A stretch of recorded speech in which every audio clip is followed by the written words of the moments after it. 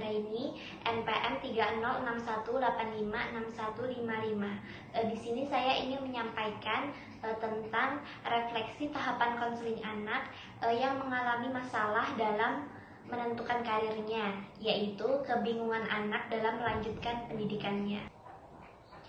Adapun langkah-langkah dalam bimbingan konseling yang saya gunakan untuk membantu memecahkan masalah klien saya ini adalah yang pertama, mengidentifikasi masalah. Nah, klien saya ini merupakan siswa kelas 6 SD. Klien saya bermasalah di rumah maupun di lingkungan sekitarnya.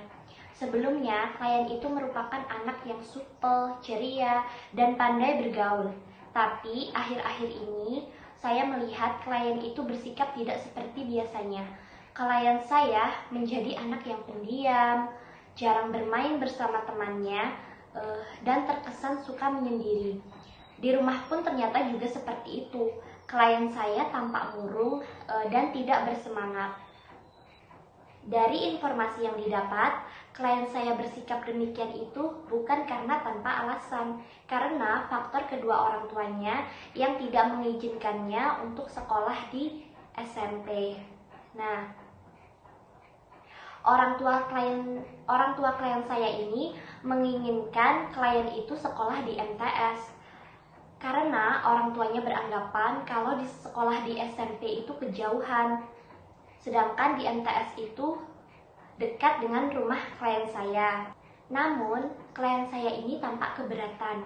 Menurutnya, kalau klien saya ini sekolah di MTS, klien merasa tidak memiliki teman karena teman-temannya memilih untuk sekolah di SMP semua. Untuk itulah klien merasa bingung.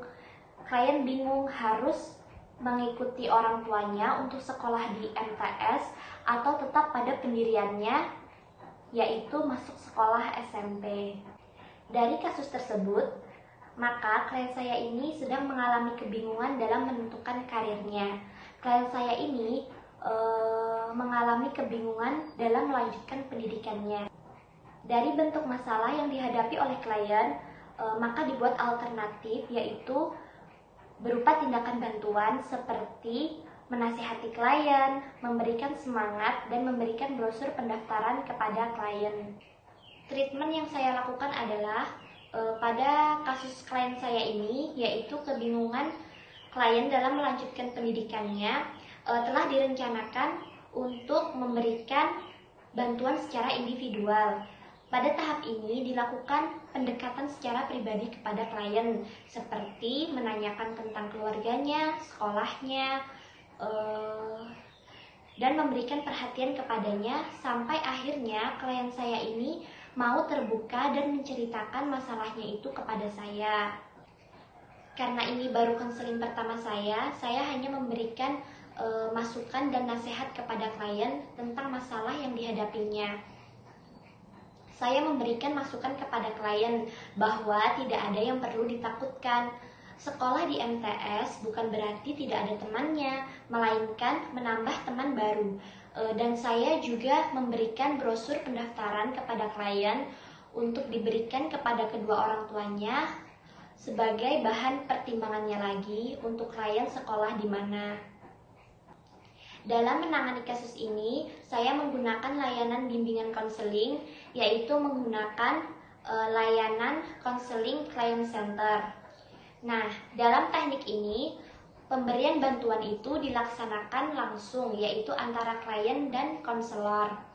Di dalam memberikan layanan konseling, teori client center memberikan kebebasan bagi klien untuk mengambil keputusan. Dan konselor itu hanya memusatkan perhatiannya kepada klien dan mengikuti arah perasaan klien, sehingga klien diberi tanggung jawab yang penuh oleh konselor dalam mengambil keputusan.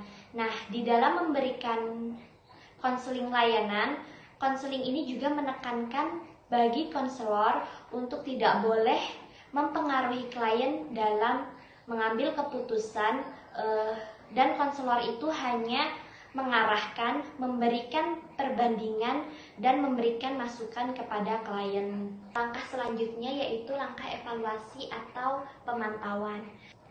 Langkah ini bertujuan untuk melihat kelanjutan dari masalah klien. Apakah masalah yang dihadapi klien itu terselesaikan atau tidak. Kemudian beberapa hari setelah konseling, saya mendatangi rumah klien dan saya melakukan evaluasi kepada klien apakah konseling yang saya lakukan ini berhasil atau tidak, dan untuk mengetahui perkembangannya. Di dalam proses evaluasi ini, saya mengunjungi rumah klien untuk mewawancarai kedua orang tua klien tentang masalah klien ini.